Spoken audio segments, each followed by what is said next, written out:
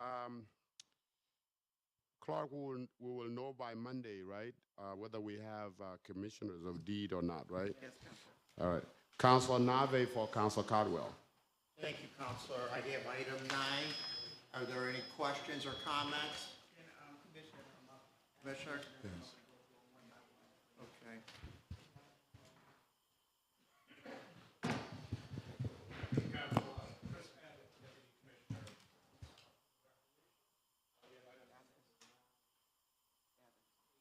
Many relate to our summer programming. First is an agreement with Friends of the Rosemont Gifford Zoo for services related to an educational program as part of our summer recreation program in the parks. Any questions there? Do they have a tally of like how many of the youth at each individual park are going to be participating in this? Yeah, so these programs and several of the others on here will serve youth that are participating in any of our, there's 8 daily recreation programs in our neighborhood parks, throughout the city. So from the youth that are registered for those programs, typically, 40 to 50 a week, multiplied by the number of programs in the city. These programs serve youth that are registered in those for those sites. Typically once or twice a week. Some of the programs are served for an entire week. So yeah, that first one deals with science education and related to zoo programming. Item number 10 is an annual agreement with the Food Bank of Central New York to continue to provide healthy meals after school. That's a daily program that we've been participating in for a number of years. There's no cost to the city. All right. Item number 11 is a contract, an agreement with the National Center for Safety Initiatives to provide the background screenings for all of our employees.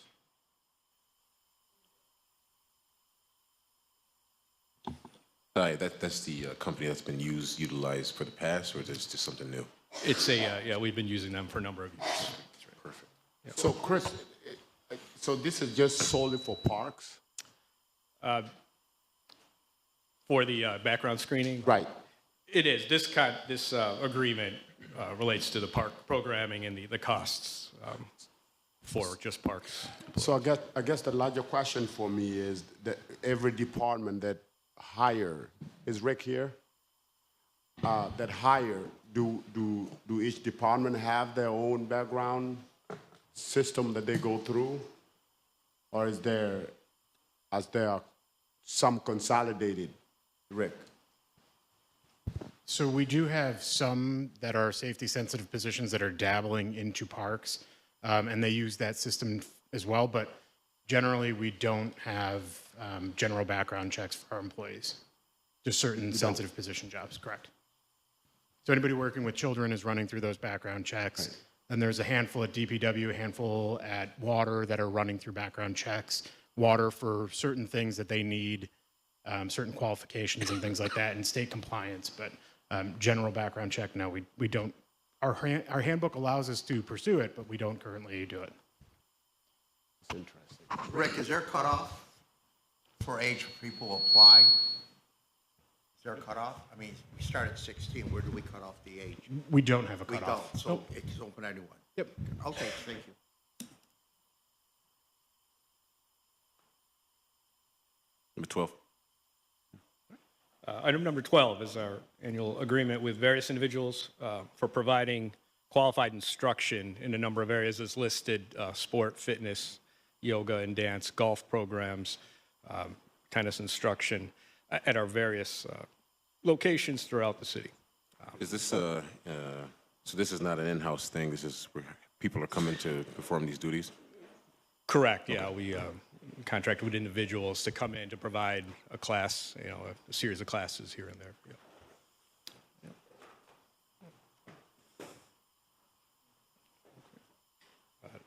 Item number 13, again, a program related to our summer recreation program with the Red House Arts Center for services related to a series of performing arts workshops and music workshops in the parks. Okay, and in this case, they'll come to each park and spend 5 days with us, and a great program It begins with instruction and typically ends with a performance at the end of the week. Wonderful program. Any questions there? Item number 13 is an agreement with the Syracuse Orthopedic Specialists for athletic training services as part of our summer sports clinics. So they'll provide a certified trainer and all of the emergency equipment necessary to provide supervision for each of our clinics. Item number 15 is agreement with the YMCA of Central New York to offer educational and wellness programming in the parks. That includes our summer Power Scholars program, which has been part of our summer program for a number of years. An excellent academic-based program that also includes a recreation component in conjunction with our staff in the parks. Also, they would take care of the marketing efforts, I see. I'm sorry? They would take care of the marketing efforts, I see in there. They do, and we kind of combine our efforts to ensure that kids in our program and our after-school programs know about it as well as their network. Yep. Okay. Yep. And most of the time, those programs fill up. They're terrific. Item number 16, an agreement with Swank Motion Pictures for licensing fees for our movie nights in the parks.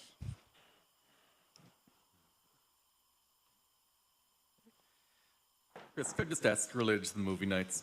I'm sorry. I know that the Berry Park event was not very well attended last year. Yeah.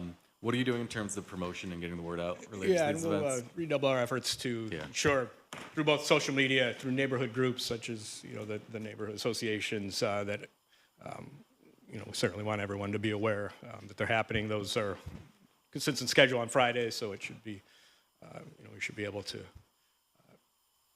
again put more effort into marketing those programs. Yeah, it's a great program. I want to see more people taking advantage. Yeah, we're excited about those. Item number 17, agreement with various individuals, qualified individuals for refereeing our different leagues and tournaments throughout the year. That's an annual agreement. Okay. Questions there? Finally, item number 18, an agreement with the Cornell Cooperative Extension of Onondaga County for services supporting educational programs in the parks, including nutrition, wellness, leadership, gardening for families, adults, and seniors as well. And that's an annual agreement. Just a quick question or maybe a remark on item number 17. Has there ever been any thought to include the youth to see if they can go through some type of training to be like ref certified or whatever for our programs as well, for like employment, for summer employment? There has, and we've had programs in the past, and we want to try to do that as well. And I know that PAL as well has a youth refereeing program, or they had. So yeah, we're certainly open to. Okay. Are we doing youth programs inside the schools as well? Are we doing programs in schools? Within the school, like elementary, middle school, high schools? Let's say the weather's bad, we have a program, because many of the parks are adjacent to schools. So currently, we are in the Northeast Community Center, which is part of Dr. Weeks, Okay. And we're in our community centers that have facilities for indoor programming if necessary. In the summer, we're outdoors whenever possible. We certainly would, but and we continue to work with the school district to find ways to work together to offer, expand our reach of programs. Right. And maybe I'm off, but like some of our schools, they have pools. Is swimming available during the summer? Because pools are open. I'm talking about the indoor pools as well, in our middle schools and high schools. So in the summer, we have actually just finished a program at Dr. Weeks with our after-school programming, and we're continuing to work with the district to make swimming available indoors when, during the winter, during the. Well, even during the summer, But during like the for summer. training, I mean, we still utilize our indoor pools, even during the summer, who want to use them. Right. 'Cause that might be, so we're, during the summer, we're utilizing all our assets. If you want, you can just let Councilor Nave know what pools that we have publicly and inside. We'll get a firm answer on what indoor pools might be open in the summer, but we're certainly focused on, getting our pool, as many pools open, all of our pools open. Yeah, okay. Chris, anybody else?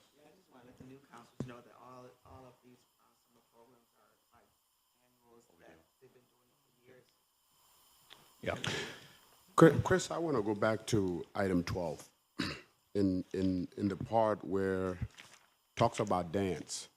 As a park department, have we ever reached out to our local ethnic groups to incorporate those ethnic dance and because Syracuse is rich with those cultures, and have we ever reach out to them to kind of introduce those to the kids and to the community? To introduce the programming or the instructional The opportunities? dance that the ethnic have, because when you look at Africans, for example, here, there's the cultural dance. Sure. You look at African, there's tons and tons of dances that they have. Yep. And I'm wondering, have we reached out to them to incorporate those dances into programs? Now, let me say this. Let me say this for everybody out there. And I feel like as an African, I have to put this out there. Right? There's no single African dance. None. Right? Just maybe one. It's not African dance. Right? It may be that tribe dance. It's not an African dance. I think there's a bad terminology out there that it's an African dance. There is no such a thing as an African dance, right? So I think if you're gonna introduce such things, reach out to those ethnic communities. And I'm wondering if you have already done that. So we have in the past. So not. I would like to talk to you more about ways to better to make sure we're reaching out to all that might be interested in teaching for us, because I think our goal certainly is to expand the variety of programming that we're offering, and certainly reaching all who might be interested in these programs. So.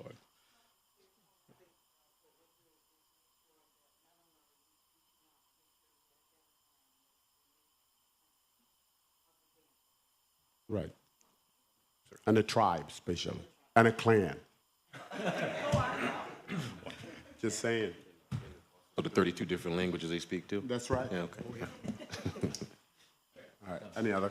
No, just before you step away from the podium, wanted to thank Chris and Deputy Mayor Owens and Owen Kearney for attending a community meeting last night on the east side about the future management and maintenance of the Meadowbrook Detention Basin as it relates to Berry Park. Chris stepped into an unexpected speaking role and represented the city very well, and we had probably about 70, 75 residents in attendance, and the presence of city officials was very much welcomed and appreciated. So thank you. Appreciate that. No, I was happy to be there. Thank you. Counselor, may I add, this morning I was at the Jazz in the City press conference, and we have a list of venues we're going to have, so I'm very appreciative that Jazz in the City has worked with Syracuse Parks and Recreation for these evening programs. Yeah. I talked to the fellows there today. They're really looking forward. So it's so important that we bring jazz and music and brings a lot of people together, and would not be possible with all the support we get from the administration, Syracuse Park and Recreation, and everyone, Syracuse Police Department, and everyone. Much appreciated for all you do. Thank you. Appreciate it. We're so happy to do that, to bring people together you. in the neighborhoods on great summer evenings in the city. So thank you. Thank you. Thank you, everyone. Absolutely. Thank you. I have item 19 to 28. We'll start with Fire Department.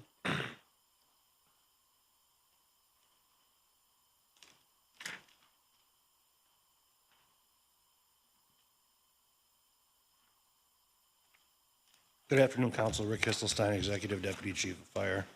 We have items 19 and 20, both of them agreements. Number 19 is with Mr. Morrison. He's a plans examiner. It's not to exceed $30,000. He does a part-time filling in for us, making sure that we don't fall behind on our plans reviews. So just for the sake of those that are not aware, what really goes into this examining? Is it during the fire? Is it what goes into it? When there's upgrades or there's a new building or when there's any construction, we have to make sure that they're up to the fire codes. And he checks, make sure the sprinklers are robust enough to handle whatever kind of occupancy it might be. The fire alarms are correctly installed, and there's the right number of detecting systems and alerting systems.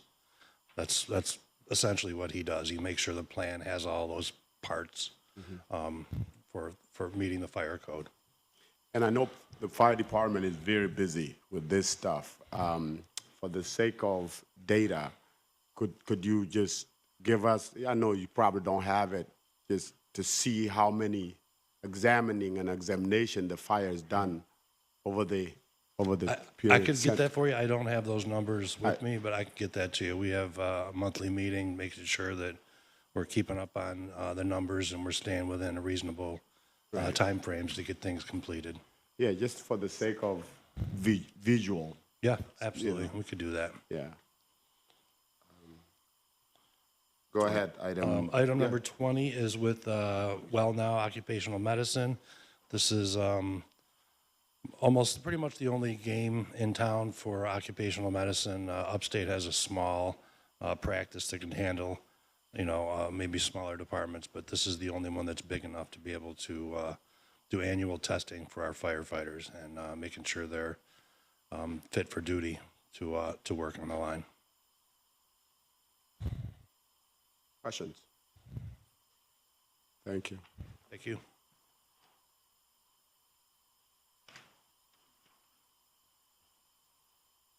Afternoon, Councilors. Rich Shaw, First Deputy Chief of Police. Item 21, in agreement with the Camillus Animal Hospital for canine veterinary services, not to exceed $21,000. We've been using this particular hospital for a number of years. Dr. Otto is available 24/7, and all the other local agencies with canines also use the same hospital. How many K9 do we have, Chief? 9, I believe. 9.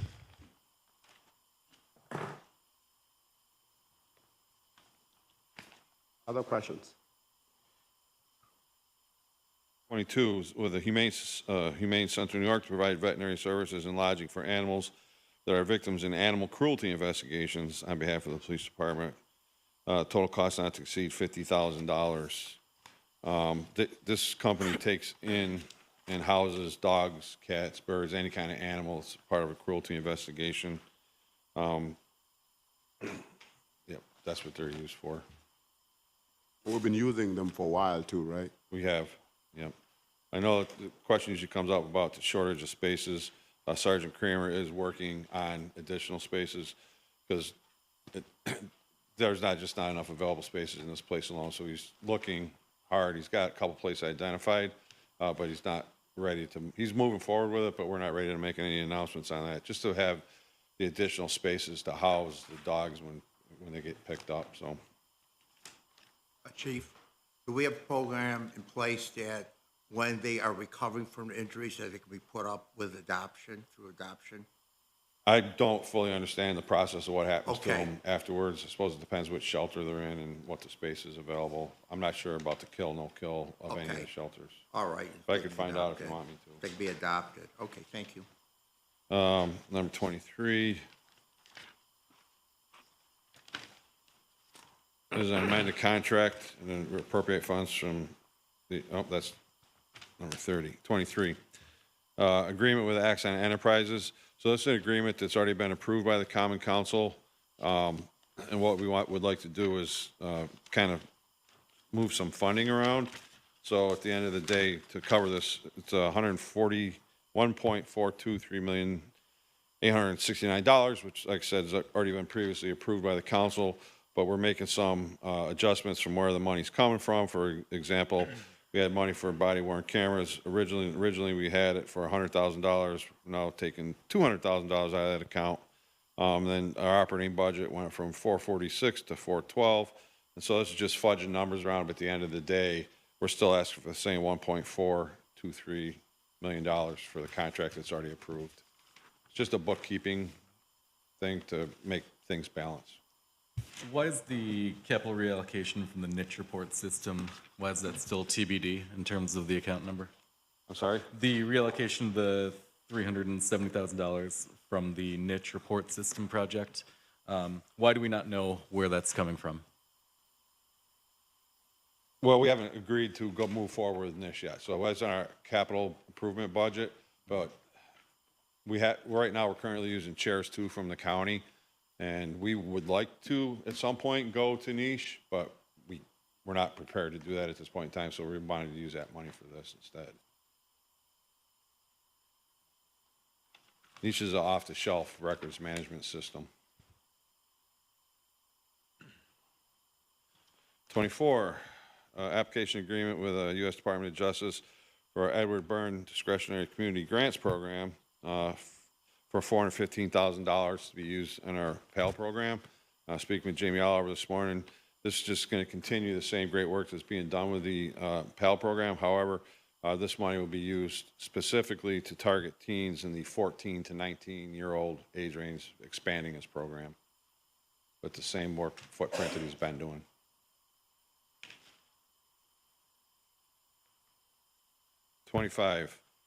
That's a application agreement with the U.S. Department of Justice for another Byrne grant for up to $1 million. And this here is for, what's unique about this is congressionally directed funding that we got from Congressman Williams' office we applied for. Out of this $1 million, we're allowed to use half of it, roughly half of it, for repair and replacement of existing cameras. We have a lot of cameras that are getting old. Most grants will not allow you to do that. Most grants that we ever have allows you to put new cameras up. So this money is going to be split roughly half and half between putting new cameras up and replacing and repairing older cameras. And how many cameras will $500,000 buy? So I can give you this at the end where we kind of spell out everything individually. So I'd have to do some math on this, but it's 6, 4, I'd have to do some math. I don't have enough fingers and toes, but I can give this to you afterwards if you want it. Thank you. Yeah. I can provide it to all the counselors, actually. Go back to 24, Chief, you mentioned 14 and 19. Is it 13 and 18? I'm sorry. Okay, I just want to make sure 13 and 18. we have it right for you all. It could be, Jimmy told me, We change it? let me double check with Jimmy. Let me know, because the legislation says 13 and 18 as well. Just want to make sure I have it right for you. I'll get back to you in a little while. 26. 26 is another grant with the U.S. Department of Justice for 2024. Patrick Leahy Bulletproof Vest Partnership Grant, not to exceed $38,250. There is a 50% match on that. The cost of vests will be, there's a local match of 50% of the cost of the vest, which is $19,125 to be charged to below count.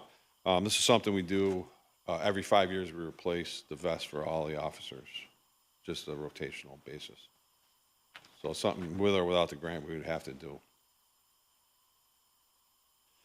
27. 27's application agreement to and with the Gifford Foundation, a subrecipient under the Project Safe Neighborhoods program for 2021 from the U.S. Department of Justice, an amount not to exceed $109,548. On behalf of the police department, to be used in support of overtime as it relates to gang violence task force, along with the purchase of equipment for covert surveillance needs, e-bikes, and a site visit to Omaha 360 VIP Collaborative. The Omaha 360 is kind of is a latest proven program out of Omaha, Nebraska. I believe the deputy mayor went to that. Colin, a couple people from our department went, from various agencies, DA's office even. But it's a new collaborative, a lot of community engagement, and that was proven in Omaha to reduce, and not only reduce gun violence, but reduce the incarceration rate for people too. So it was a positive. It's mostly community engagement. If there's anything you wanted to add to that. No, I'll just add, we took the trip. We always want to pursue gun violence initiatives that are evidence-based models. Omaha 360 program is recognized by the Obama Foundation as one of the top 5 in the nation for their results. Working with the Gifford Foundation to really bring that program here. I met the director here. We plan on bringing him here to tell us and show us what he's been doing in the program. So it was time well spent to review that program. So Deputy Mayor, you and I talked a little about the Omaha 360 project. Kind of seems like a little bit of laundry list. We're talking overtime, which I get, and then we're talking equipment for covert surveillance, e-bikes, and a visit. Are these all related to that Omaha 360, or is it kind of just a little bit of this and a little bit of that? So I believe, the expertise of the police department and working in this are looking at how we can use equipment to better implement the program. This is just the beginning. There are so many components of that program we need to learn. I was just in a conversation with the research department of the school district to also, they're interested in how that program in a school-based model. So we're at the beginning. This is opportunities for us to actually get officers out of cars and use other modems of transportation to get them closer to individuals in our community. So it does follow that community-based model. Yeah, I guess just seeing covert surveillance kind of. That's for the drug Raise my aspect eyebrows. of it, because a lot of our gun violence revolves around the drug trade. So this would be used, we already do that type of thing already, so it's existing technology. This is just supplement, because a lot of times do we have a camera for X, Y, and Z, and we don't, because we already put them someplace else. A lot of times, the counselor or the mayor's office will say, could you, take an extra look at X, Y, Z place, because we're having trouble Or a there. resident. Or Or a residents. resident. Yeah, so it's just supplement what we already have. And to speak to the bike, I ran our bike patrol for a number of years. There's been studies done showing that the police car is just a psychological barrier between you and the community. So anytime you get out on foot, anytime you get on a bicycle, your ability to engage the community one-on-one is greatly improved, so. Thank you. And we have re-implemented the bike patrol recently. It went by the wayside under a previous administration, but it's being reinstituted, and we believe in it strongly. Deputy Mayor, as it relates to the gun violence, Councilor Codwell wanted to know the status of the reports that, I know it got started a little late, so should that time So I've frame been- shift? I've been working with the council's staff to coordinate a committee meeting Yes, that's under in the process. Councilor Majote. So I think Okay. we're That's in looking the at June, 1st Okay. of June. All right. Chief, just to go back a little bit to item 27, how do officers feel about utilizing e-bikes? Have you ever taken a survey just to see what it is like? It's voluntary, so the officers that are doing it, because you have to have special training to use any kind of bicycle for our department. It's part of our policies. So anybody's doing it is voluntary. We're not compelling anybody to use bicycles that doesn't want to. What about the interest in terms of volunteering? Is it popular? Yes, it's very popular. Okay.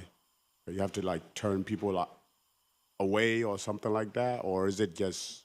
I'm not doing Just the whatever. scheduling of it, but I can find out for you if, Okay. if more people are asking to work than are not, so. Okay. But- And concerned as well. If they are concerned, to let us know as well. What were the, I don't, If they are concerned from officers as well. about the bicycles? About the bicycle, about the use of it, about the idea itself, stuff Yeah. like that. Yeah, like I said, I ran our bicycle unit for a number of years, and it's still currently all voluntary. People love it. It really, it's a good way to get out and engage the community. Anybody that didn't want to do it or had concerns with it wouldn't be doing it. That's a different bike patrol, but we have that too. Okay. Number 28 is contract with Reverend Darren C. Jaime and Reverend Kathy Hodges. $15,000 for Reverend Jaime. He's our primary reverend, and not to exceed $15,000, and not to exceed $10,000 for Reverend Hodges Davis as police department chaplains for the upcoming year. They come to almost all of our events. They're available to the officers if they want to speak to them. When you Excellent. say he's your primary, does that consist of like? You see he has him a to- lot more, right? Like he comes to a lot more events. Who's on the human? Marty's doing it too. That's why there's a difference between the 15 and the 10. I was thinking that. Thanks, Chief. You're welcome. Councilor Nave for Councilor Peniawa. Thank you, Counselor. I have line 29 with the Onondaga Earth Corps. Good afternoon, Janet Burke, the Director of Research. This is an annual request for Onondaga Earth Corps to hire young people on crews throughout the city for summer employment. Can I apply? Pardon me? Can I apply? Sure. Be Well, willing to know what their scope of work would be with this? I'm sorry. The scope of work, what is the scope of work for the youth that are working on this? I have Greg Michael here, who is actually runs Onondaga Earth Corps, and he can fill you in on that. I can't talk too loud. Thank you. Scope of work for every summer varies a little bit. We're in conversations with Steve Harris from the Parks Department about serving at Schiller Park with invasive species removal, clearing the way for native plantings that'll happen in the fall. In each of the parks, they also kind of do litter pickup and cleanup. So Schiller, then at Kirk and along the Creek Walk, will be crews there. And then we have a roving crew that'll be visiting Lincoln Park, Elmwood Park.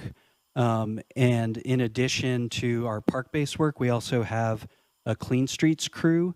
We've been, let's see, this is new this year, but we're going to be working with the business district specialists and DPW to identify some corridors where we can assist and augment some of the litter pickup along business districts, recruit people to join the Adopt-A-Block program, and also pay attention to some of the green spaces that are along those districts. Sir, can we make a request through you for a park that does need some cleanup? You can come to us. I would consult also with the Parks Department and DPW. Okay. Yep. All right. So we have groups that are kind of based in the parks because we can access the facilities, and then we have some that move around. So if we can build it into the schedule, we can probably get around town and meet the community's needs. Whoever trains your crews on interaction with the public does a great job, because I pull up just to say hello to them when they're planting trees, and they're always so nice. They're fantastic. And they don't know, It's they me, I just do think the I'm some training. weirdo in a Jeep pulling them, so Thank you. I love to hear that. they're great. Awesome. So how many are we looking at that $55,000 would hire? 24. 24. We're kind of going through the throes also with interviews, and we collaborate with CNY Works, so some of it varies on the number that make it through that process, as well as kind of our capacity for transportation. And the time period is what? It starts on June 26th. June 26th and goes through August 17th. And we'd love to see you out in the parks with us if anyone wants to come. There's no better positive affirmation for the work we do than community members and leaders kind of acknowledging the work. It can be hot and sweaty, but it's good hard work. And this is how many hours do we? It is the youth report Monday through Thursday, 9 to 3:30. It's a half hour for lunch. And Fridays they can go do summer things. Okay. I'll send you all an invite to come work with us. I'll bring my shoes too. Shoes or boots? We got it. Thanks, Greg. Yep. All right, I have items 30 through 39. I know the councilors, I would stress on for 30 and 31, if you can check your schedules for some dates that were sent out. Corey has responded to us a couple times to try to get us all together to have a committee meeting. So we would really like to get that going so we can get these two things taken care of, and also time sensitive as well. We can move forward to 32 and 33, even though there will be a public hearing on these, but if you want to have some discussion on this.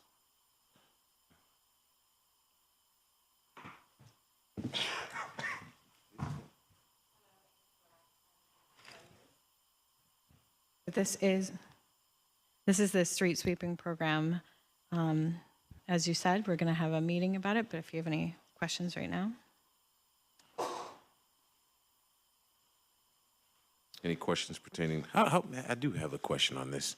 The schedule for the street routing of what streets get cleaned and what doesn't. How is that chosen? I mean, they basically just work their way around the city and then they start over again. So it's just a perpetual. I can't tell you that there's a day of the week that we're on a particular street. Okay. That would depend on staffing, equipment, and that changes every day too. But we have 9 street sweepers, and so we work our way around and then we start over. Gotcha. So in the, 18 pages of streets to and from, what % of city streets are addressed in here? I do not know the answer to that, but so it's improved versus unimproved. So streets with a curb would be considered improved, and they would have the street sweeping. And those that are unimproved, such as my street, does not get street sweeping. And of the improved, is this a significant amount of the improved mileage? I believe it's all of them. Great. Yep. So we would have to come back to with how many streets are improved versus unimproved. Gotcha. Okay, thank you. Sorry, I was in another conversation, so I don't know if anybody asked this or not, but how many vehicles do we So we have? have 9 street sweepers right now. 9. Okay.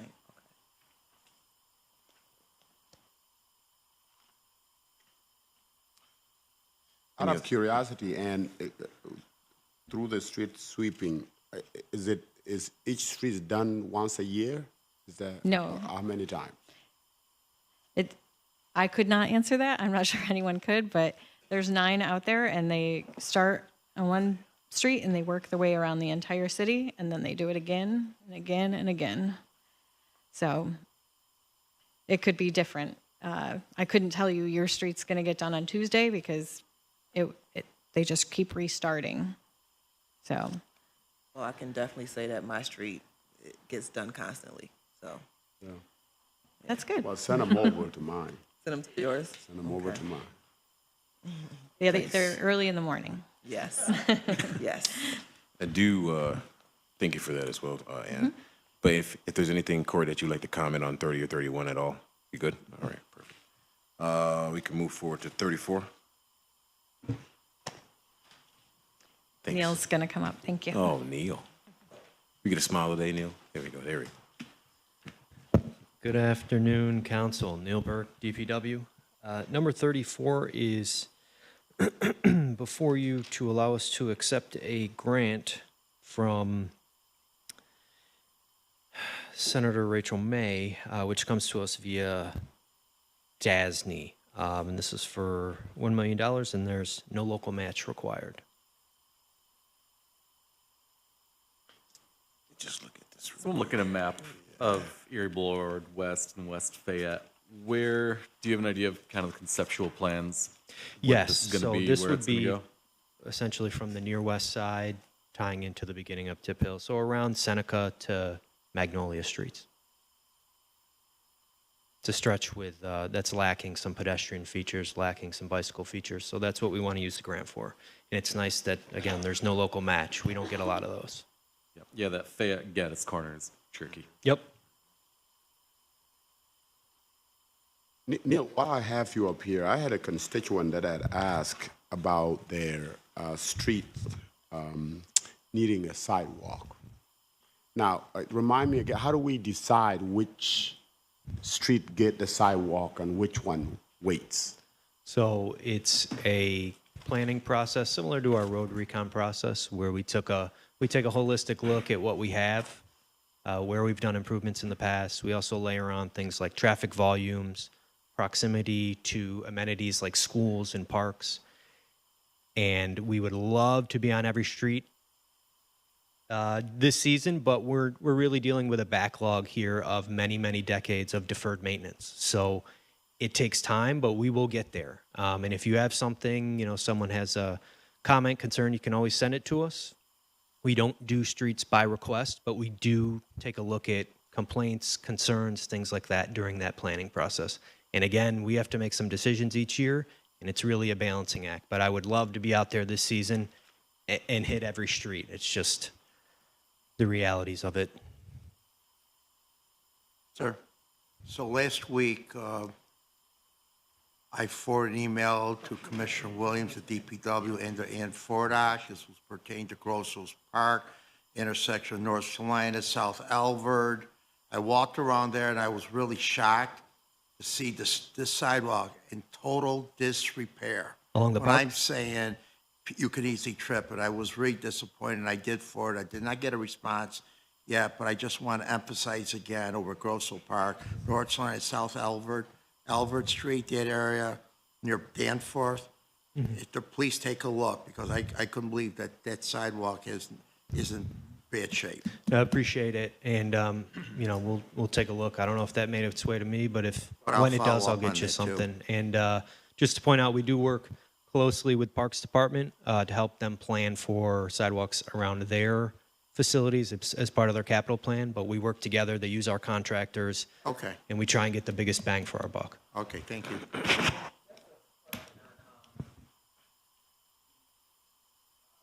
Legislation as far as, I know when the sidewalk program was first being rolled out, it was mentioned that individuals, if they had gotten their sidewalks done on their own, then they would get like a 5 or 7 year tax relief.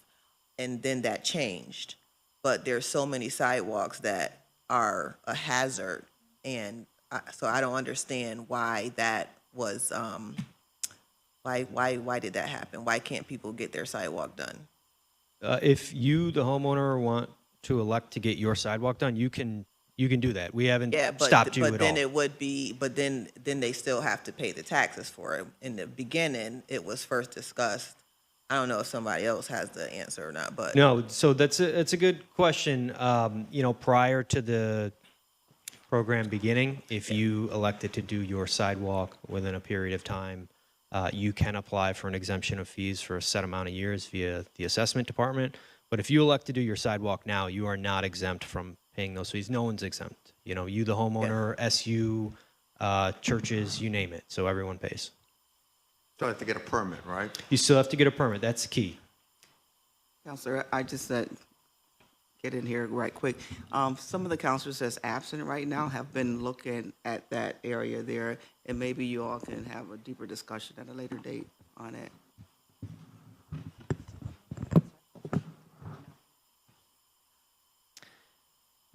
So the program is related to, infrastructure as a public good. It's not just your individual property, right? So we're all pedestrians at some point in our journey, whether or not we're driving, taking the bus, walking. So it is about more than just what's in front of your house, and that's part of the reason why everyone pays that fee, especially including our tax-exempt friends, really because we're focused on the network as a whole, citywide. Any other questions? All right. Thank you. Item number 35. Good afternoon, councilors. Mary Robison, city engineer. Items 35 through 38 are related to the Sedgwick Eastwood Sewer Improvement Project. We got a grant a few years back and completed a study of the sewers in this area and determined what repairs need to be made. So now we are at the stage of applying for different types of grants. So these items are needed in order to submit our grant application. So we're asking to authorize a type 2 seeker action for the project, an application and agreement to the New York State Environmental Facilities Corp. For a grant not to exceed $13,700,000. And as part of that grant application, we're also being requested to be placed on the intended use plan, which they may consider us for additional grant funding in addition to the WIA grant. This is good. Item 37 is a bond ordinance, which is required for the grant application, and then project authorization. So we will proceed with this project if we receive significant grant funds. Any questions? All right, thank you. Item 39 is requesting to amend ordinance 142 of 2022, where we initiated our buildings and facilities assessment of city-owned buildings. The original authorization was $350,000, and we're asking to amend it by $200,000 to complete the assessment and also to purchase an asset management system. And we haven't even, the project is underway, but we're still in the preliminary assessment stage, which with money we have and this money, we will complete in-depth assessments of the facilities that are determined high priority facilities. And then we will also work with API and other departments to determine what type of asset management system to purchase to manage this debt that we're accumulating. So this is just is this the data-driven aspect of it, or was this a part of the RFP that we did for the building assessment? Yes, this is part of that RFP we did a couple years ago. Okay. Who was awarded that? Do you remember? CNS Engineers. Okay, perfect. Thank you.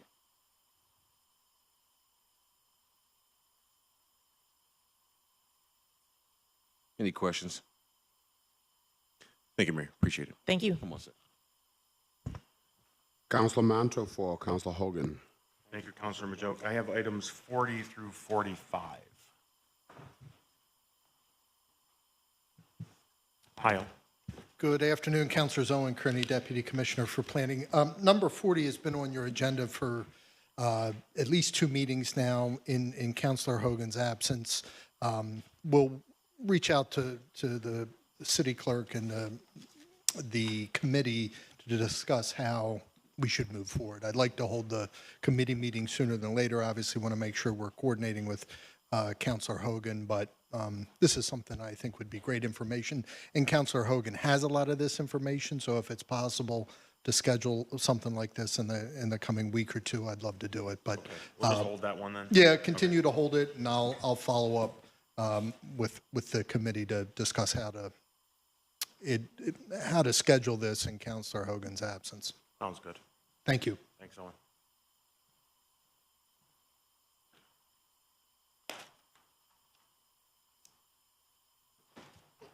Hi, Jake. Took the shortcut there. Item number 41 is a special permit. Oh, by the way, Jake Dishaw, Deputy Commissioner of Code Enforcement and Zoning. This is to establish a food and beverage retail land use at 900-16 East Vat Street. This went to Planning Commission. No one spoke in favor or in opposition to the proposal.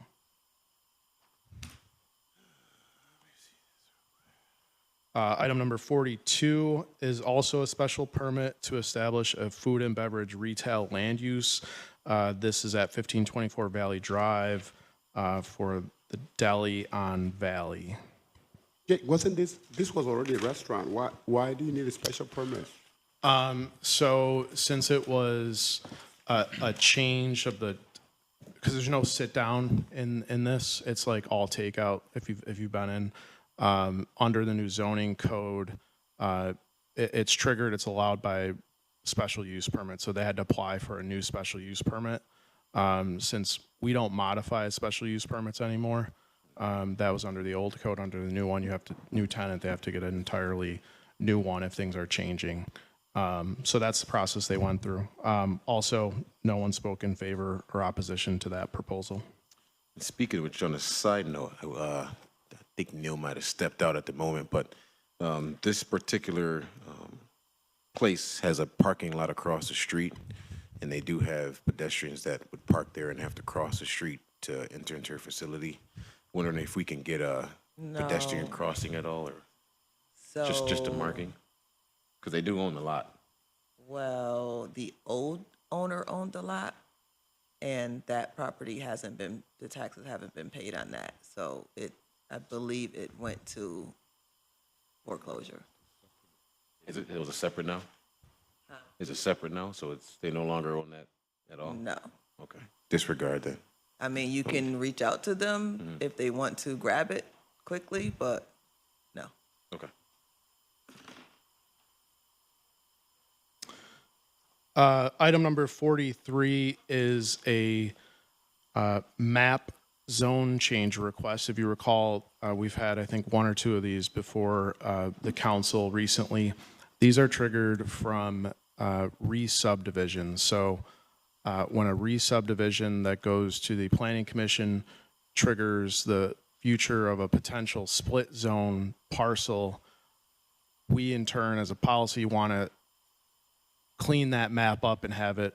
We don't want split zones. Until rezone, we had hundreds and hundreds and hundreds of split zone parcels. It makes it very difficult to keep a clean zoning map, and it makes it very difficult to. The property with the Helio deal? So this is, that project right now looks like it's not moving forward, but the re-subdivision regulations fall outside of the zoning ordinance, even though they're very closely connected. So it's still within their right to seek a re-subdivision, which we would have to go back to Planning Commission with, pending your decision on Monday on this. We would go back to Planning Commission since we held that re-sub and that process open. But it is, all this would do is just re-subdivide the land, and then through our staff analysis and through the recommendation from the Planning Commission, proposing to change it to all an R5 zone district. Also, no one spoke in favor or opposition of that proposal at Planning Commission. Yeah, we're probably gonna hold this. It's probably gonna get held. So currently it's an MX1. That's right. How many lots is that actually? Is Well, it considered one lot or? Currently? Yeah. Do we have that in here? I know there. I can get you all that information. Do have it here. Hold on.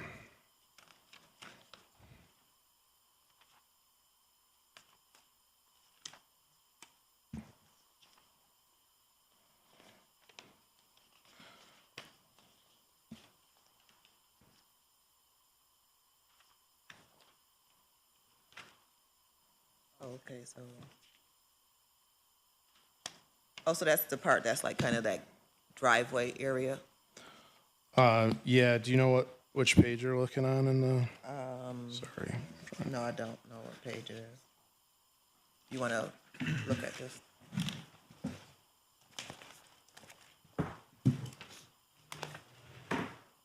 Look at that.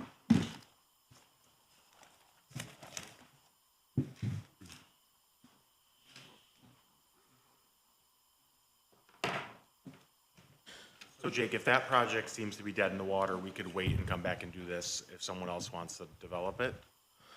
Well, you could. Here's the thing, like, legally speaking, the subdivision regulations are separate. So, like, legally speaking, somebody still has the right to proceed with the resub. Obviously, if we re-subdivide and it has split zone parcels, then it becomes kind of, our map maintenance and our way of handling that is that we do an analysis, we kind of propose something, and we work with the Planning Commission to come up with a good recommendation. So we clean up that map and we have it all one zone on that parcel. So, we could come back, but what it could create is a parcel that maintains is a split zone for some time until, we decide to address it. But what we don't want to do is lose sight of it and end up with hundreds and hundreds of split zones like 20 years from now, which is pretty much what happened under the last map. I'll talk to Councilor Hogan before Monday too, just to kick it around. Yeah, I was in another world just a second ago, but maybe you've said this already. How do we, with something like this, how do we avoid spot zoning issue? So spot zoning would be more like, I want to put a specific use on this land and I need it changed to this district so I can, make it work. This is slightly different. This is a re-subdivision, which again is within the property owner's rights to do so.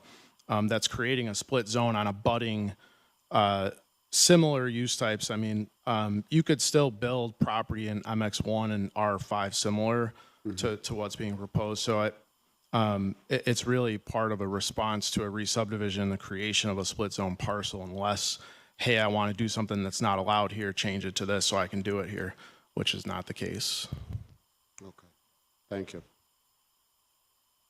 I have a question on this, and this is probably more for Owen. But it's like the whole wraparound from Alexander to MLK is currently zone R5. And there's single-family homes in these, a majority of the, especially Alexander, like there are smaller single-family homes there. How did that become R5? Right, the entire block, and I'm just looking at the map here. Probably a combination of a few things. The previous zoning presumably was a multi-unit zoning. The location, particularly along Alexander, adjacent to, I believe, what is that, industrial and a mixed-use district. So that's typically along these types of corridors where we would find higher density residential zoning. I can take a look at this a little bit closer and provide some notes on kind of how we arrived on this particular block, but just looking at this at the moment, it's probably a combination of a few things. The previous zoning, the location, and its proximity to other higher zoned areas or more densely zoned areas. That R4 and R5 is as it says in the zoning ordinance, kind of a transitional area between lower density residential areas and higher density mixed use areas. This is exactly that location. That's not to say that some of the existing properties may be single and 2-unit dwellings also. Okay, I would like a little bit more information on that. Happy to provide that. Okay, thank you. Thanks.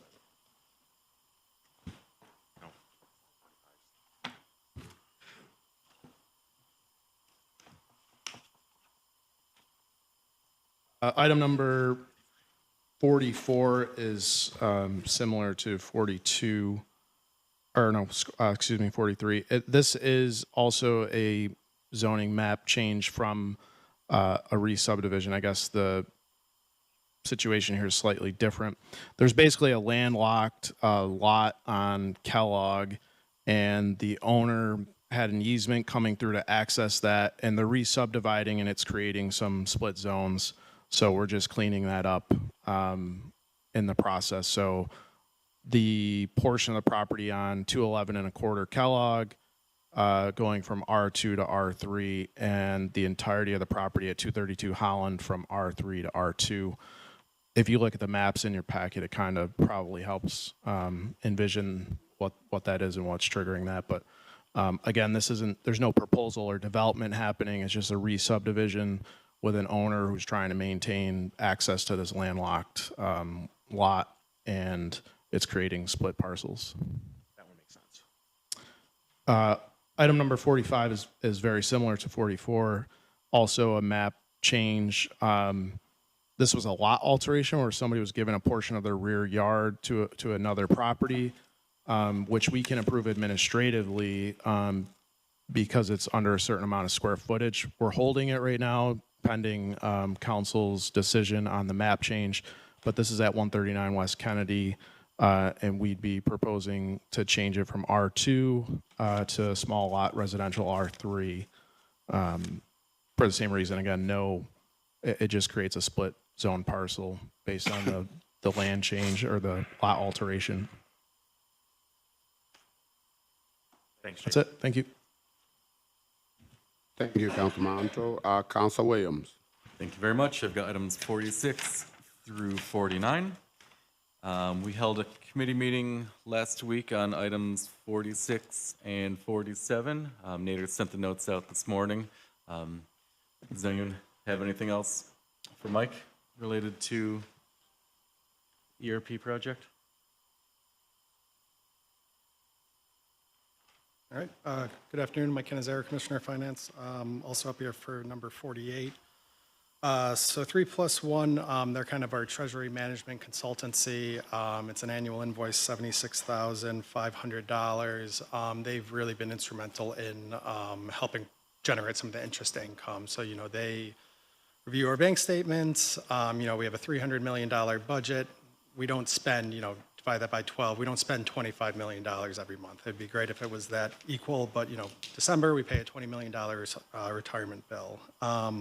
So they really help project our cash flow, and as far as maximizing what we're investing in treasuries and CDs and our other investment accounts, they're really what give us that reassurance of, okay, we can invest this $150 million knowing we don't have a lot of bills coming up over the next couple of months. So it's really just a cash flow consultant. We've got pretty significant return on that. Interest income to date is about $8.8 million. So if you're looking at a cost benefit analysis, we're in excess of 1,100% return, maybe even higher than that. Pretty good. Yeah, I think that's good. Yeah. I think that math works. So yeah, no, we've used them for a few years. Very happy with them. Monthly meeting, weekly check-ins. We get emails whenever an investment's coming due to make sure we're reinvesting that as soon as possible. So I'm really happy with them and looking to renew this contract for 1 year. No signature bank. Yep, no signature bank. So can we give them another 76 so they can give us 8.8? I wish it worked that way. Yeah. Thank you. Great. Thank you.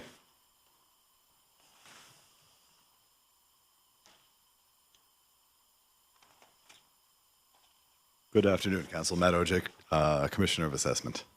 Got one request today, requesting to change the 24-25 assessment roll to reflect a full exemption for 3 properties, so 101 Solar, 115 Solar, and 515 Plum Street. This is a property that benefited, or still does benefit, I think, from a 20-year pilot commenced in 2003. Pilot expires during the course of this year, but like a lot of considerably older pilots, deviates a little bit from the current calendar year schedule. Because it expires by its terms during the course of this year, our staff removed the exemption for the new roll year. We're reminded that, due to that idiosyncrasy in the billing year, it deserves the full exemption for a little bit longer. That's all I've got. Thank you. Thanks all. Thank you, Counselor. I have a question for you. It is not related to this. It's related to something that we passed a few weeks back. We had, or you guys asked to have a property assessed at Marguerite. I don't know the exact address. I believe it's a vacant lot. Yeah. What was the reasoning that was done, and what's the size of the lot? Oh, the size escapes me. I think it's a larger residential lot. It is got a decent amount of frontage and it's pretty deep, so it's a buildable residential lot. I believe. The one Marguerite and South Ave, right there? No, Marguerite. Like middle of the block.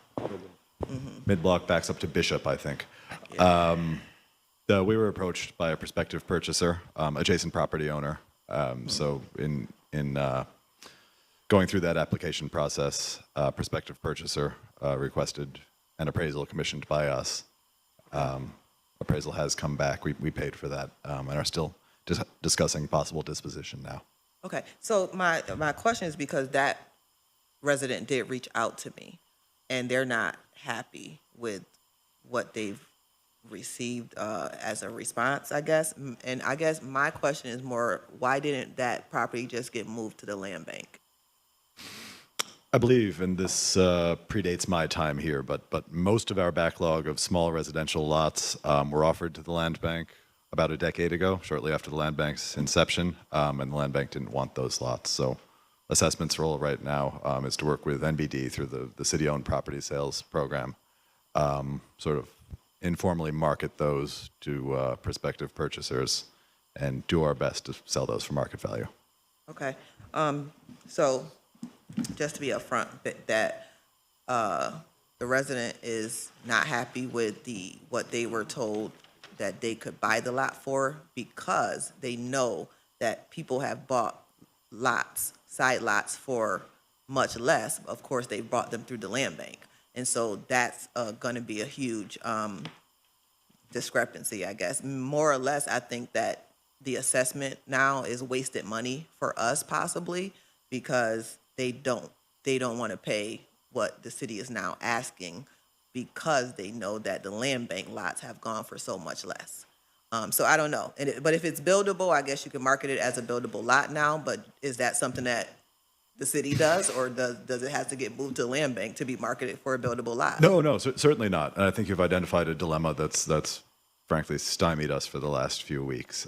We certainly don't want to negotiate against ourselves or any quasi-governmental partners. So this is something we're actively working on.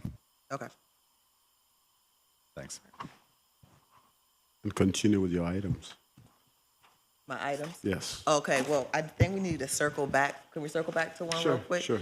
To Janice, I think we were going to circle back to 27 with the, no, not 27. With, yeah. Where is it? For the park? Back to Onondaga Earth Corps. Oh, okay. Oh, I'm sorry. Yeah, I'm sorry. I'm sorry. So there's a question of, would they technically be considered city employees at this point? No, they're paid by Onondaga Earth Corps, and we reimburse them for the payroll. Okay. Gotcha. Okay. So, all right. Thank you, Janet.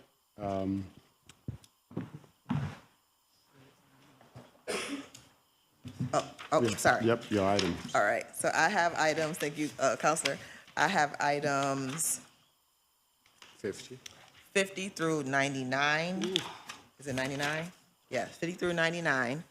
Item 50, here for that one.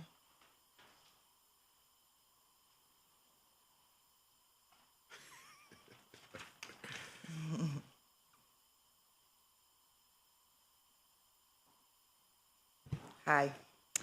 Good afternoon. Jen Tiff, Director of Strategic Initiatives. 50 was held from last session, and we had a committee meeting on 50 through 52, actually, I think about 2 weeks ago.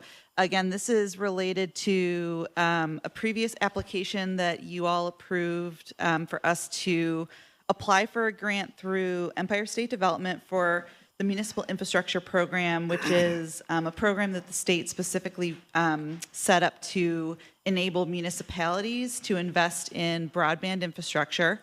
Our grant request to the state was in the amount of $10,812,004. This would allow us to expand the SurgeLink municipal broadband program to essentially cover the entire valley as well as a big portion of the north side. And this item 50 allows us to accept an agreement with the state should they offer us a grant. We've been having some really positive conversations with them. We feel like it's moving in that direction, and we want to be able to act pretty quickly if and when we do get the official award. We've gotten a conditional approval, but we just haven't gotten the grant award just yet. And then 51 and 52 go alongside. So 51 would allow us to add an additional $1.4 million in ARPA money, which we essentially included in our grant proposal to really strengthen our proposal. This was a no-match opportunity, but we were getting some pretty strong signals that if we included a local match, that would look, much more favorably. And we had previously, when we were putting our ARPA plan together back in 2021, we did think about a $5 million broadband investment. To date, we've only invested $3.5 million, so this would kind of round that out. And then 52 is to amend the agreement with our current ISP provider, who is helping to implement SurgeLink to basically be able to do this this phase of the project that would be funded by the Municipal Infrastructure Program. I think we could probably hold 52 until we actually get the grant award, but we'd look to get the other two items approved so that, again, we can be in a position to accept an award if and when it is offered to us. So I guess one of the main questions is centered around that additional 1.4, and how that impacts the program moving forward if that wasn't fully agreed upon. Yeah, so I mean, we did, when we applied for the grant in our proposed budget for the project, we did include $1.4 million city allocation. We'd have to renegotiate that, obviously, with the state, but there is a chance that the state could, withhold the grant if we didn't put in the amount that we said we would put in. So Tiff, I'm kind of confused, right? So you're saying that that the 1.4 million, you all, when you did the application, you included that that was going to be a share from the city. We did, yes. Okay, and so now you come in asking for them to approve that 1.4 million, right? Right, because we never got it authorized. So this just, Right. we knew we'd have to come back to council anyway to move forward with accepting the grant because, previously you had asked us to separate out the grant application from the authorization. Right. So we felt like we'd have to come back to council anyway. Right, but so accepting that 10 Yep. 10 million is contingent on them, so they have no choice really but to say yeah to the 1.4. You put them in a position to have no choice but to say yeah to that 1.4. Am I right or no? If you Sure. accept- if Yeah, you accept- could look at it that way. I mean, I think the other way to look at Which it. way is it? I mean, is it that way that this really shouldn't even be on the agenda because there's no choice, No, it's not that, but you're not Right. giving them a choice to make that decision because if they deny that 1.4, then we can't get that 10 million. We'd have to renegotiate it with the state. So there's a strong likelihood, I think, that they would deny the grant if we didn't put in the 1.4. Yes. Who made that decision to go ahead and agree to 1.4 without coming to the council? So That don't make sense. That don't make sense. I hate that we're in this position and everything. I'm not saying give back $10 million, but I'm just saying, like, who made that decision? You made that decision? Who made that? Yeah. So this is a highly competitive program. It's about $223 million, which sounds like a lot of money, but that's for the entire state. When you do the math and you look at how they're going to be divvying up that money across the state, we felt really strongly that this would be, heavily scrutinized and that there would be a lot of cities that would apply that would get denied funding. So we wanted to have as competitive a grant application as possible. Unfortunately, when we also, because of the timing of council meetings, this was coming right at that time when there was like a 3-week jog around President's Day holiday. And so we didn't even have the network analysis done to know what our budget would be. So when we came to council to ask for permission to apply, because we, of course, didn't want to apply without your permission and then come back retroactively, all we knew at the time was the state, had a maximum grant, application of $30 million. That was like a cap on the total you could request. And they were, in writing, they said there was no match required, but in the application, it asked you what your match was going to be. So again, the signals were very mixed, I would say, from the state about, whether they would end up scoring favorably the applications that truly had no local match. And so we were trying to keep our application, I think pretty lean so that we could get, a portion of the funding and also show that we were putting some skin in the game to be able to do this type of a project. So Jen, if we put the 1.4 skin in the game, they could still deny it outright, or could they lower the $10 million? I mean, could they come back and say, we'll give you 3? I don't know if they would do that because we'd have to rescope the project basically. So, because it's based on network design now, so now we've gone and we've done some network design. You know, and so all of the budget components that go into that total project budget are obviously based on, you know, a network design we'd have to totally redo to fit a different size budget. Back to that. So 50 can be approved, but 51 and 52 need to be approved together. Mm-hmm. Yeah. Yes. Yeah. I mean, you could do, yes, you could do them in that order. And those two have to be together because 52 is actually total amount to not to exceed include the 1.4. Yeah, so. Right. Yeah, exactly. Yeah. 52 includes both pieces. So Jen, just for clarity purposes, so we had approved through municipal broadband, $3.5 million. State applying through here is $4.9 million a percentage that we must match as a city to get the $10 million?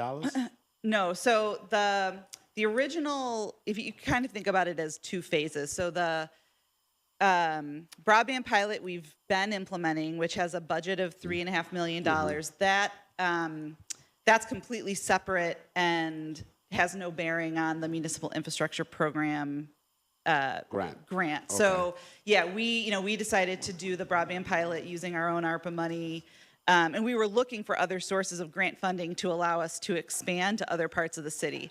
The municipal infrastructure program obviously came about through the state, which gave us that opportunity to expand the broadband network to other parts of the city. So, but no, the 3.5 is going to, still be spent on just the pilot, the broadband program we've been doing in the near west side, Brighton, and the southwest neighborhoods.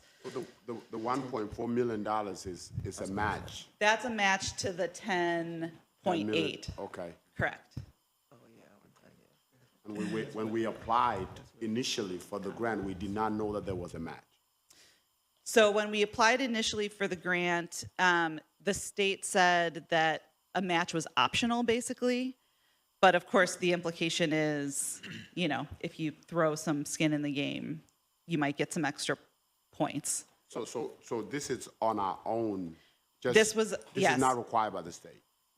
No, it's not required. Just some clarity. The 1.4 was ARPA money that you all already approved for this purpose. We saw the opportunity to expand that by including it in the application. So the 3.5 is what was approved. Excuse me. The 1.4 was not approved because the 1.4 is being asked to be approved right now. Where's that coming from? So To be it's a approved, new- and my question is, why do we need to put it in? Well, when the state does not require us to put money in as a match, why Sure. do we need to put this money in? So at this point, it would be a part of our proposed project budget. So the project we designed, all of the network components that were proposed to the state to serve this part of the city, it included the total project budget was let me find the number. 10 or 12. 12 to 12,004. So that was the total cost estimate for the project. So, And I so I don't we- have the yeah. paperwork from before under it. I guess it's more, what does the 1.4 million support again? Do you have that information? Yeah, so I think because we did have to kind of say in our application what we would fund. It's the detailed design for the final network design which I think was like a $500,000 design phase. And then I'm doing math in my head. The $900,000 would be for in-home devices. So basically, again, our broadband approach, the way that we execute the project is that we include as a capital cost the cost for like your in-home router. So everyone, I think, has who has home internet has a router in their home. We don't ask the resident to pay for that or to lease it, which is what some internet service providers do. We include that in the cost of the program. And I think we told the state, I'll confirm and get back to you, but I'm pretty sure we told the state we would fund a portion of those devices. So the state is essentially funding all of the physical infrastructure.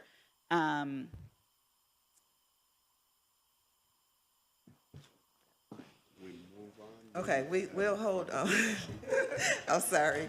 We're just gonna not hold, but we'll know by Monday. Okay. For those. Okay, Okay. thank you.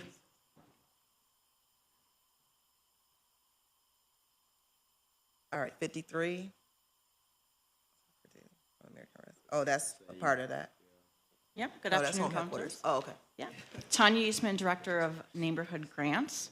So 53 through 55 are requests for no-cost contract extensions for ARPA funding allocated to home headquarters, or to be reimbursed to home headquarters for 3 of their programs. The total of all 3 is about $6 million. They have spent and vouchered for most, so there's really a small amount left. There's maybe 28 grand left on the purchase order, and there's about $500,000 left to voucher. The contract expired end of December. You know, we've been rebuilding a bit, and so really wanted to make sure that administratively the contract matched what we were doing in practice. So this was on our part for the staffing. Was that the delay? Yeah, and home headquarters kept doing work. It was just I had not come and asked for an extension before December. Okay. Thank you. 56 and probably 57. Anybody for that? Oh, this is no, 56 is by itself. Someone here for 56?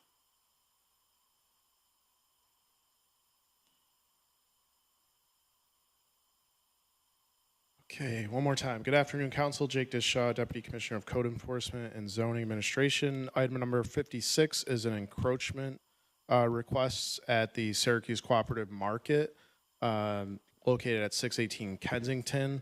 So they're putting in an accessible ramp and some steps coming out from the building towards the right-of-way. The entire feature for all of that encroaches 2 feet 6 inches into the right-of-way. Any questions on that? Is there a parking lot over there? No, there is not, so there'll be street parking? Yeah, it's all street, it's all street. Okay, I've been there, okay. Yeah. All right. All right. Thanks, Jake. Thank you. All right, 57 through 99. Good afternoon, councilors. Kimon Jordan, Director of Housing and Neighborhood Planning. So items 57 through 99 are requests for these properties to transfer to the Greater Syracuse Land Bank once the foreclosure is complete. And there are a few we would actually like to hold because either the Finance Department or Councilor Jones-Rouser has been in contact with the owner. So 57 and 58, we would like to hold. For 212 Elizabeth, the owner has submitted a tax trust application that is in the process of being processed. And for item number 58, we'd like to hold 716 South Ave. What is it? What's the item? Come on. So item 57 and 58, we'd like to hold. Okay. I think there is another. Yeah, I have a few more. So item 73, Okay. sorry, we'd also like to hold. That property owner actually came in today and paid a little shy of $5,000. 73? Yes, 73. So 1205-1209 South Geddes Street. Items 80 and 82 were properties that were on Counselor Jones-Rouser's list, and she's made some contact with those homeowners.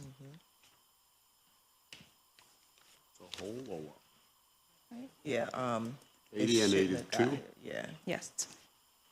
We'd also like to hold item 86. That's another property where Counselor Jones-Rouser has had success contacting the owner. And we'd like to withdraw item number 94. This property owner has paid the full redemption amount.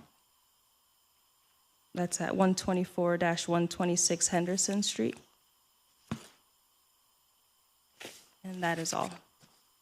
Had any luck with 99? Come on, getting a hold of anybody at that We have not. Mountain View? Nothing at all? No.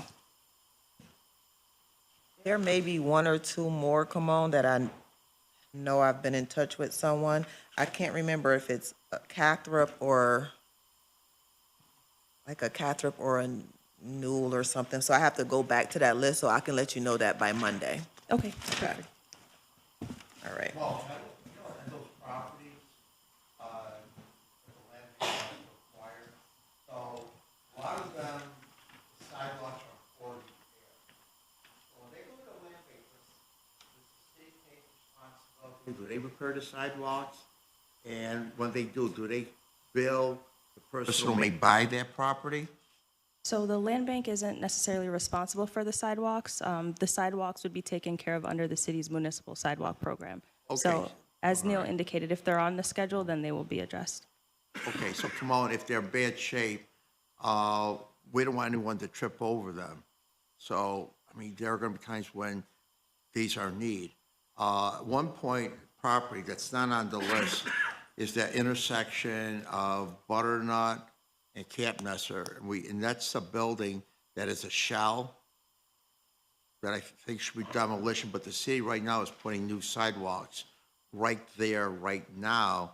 So the comments I'm receiving, why is the city putting a new sidewalk when that building itself, that board up building, which is a shell, why are we putting a new sidewalk? Was it terrible need that we had to put it in? Because the building itself, I don't think anyone would want to walk by there as well. Is it a land bank? It's not on the land bank, though.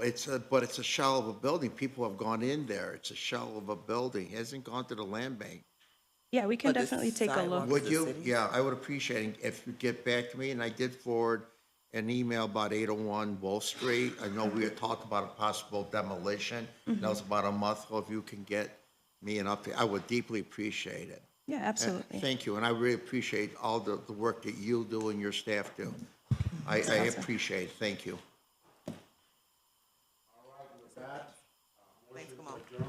So moved. All right, we are all set. Thank you. Taking my so moves, man.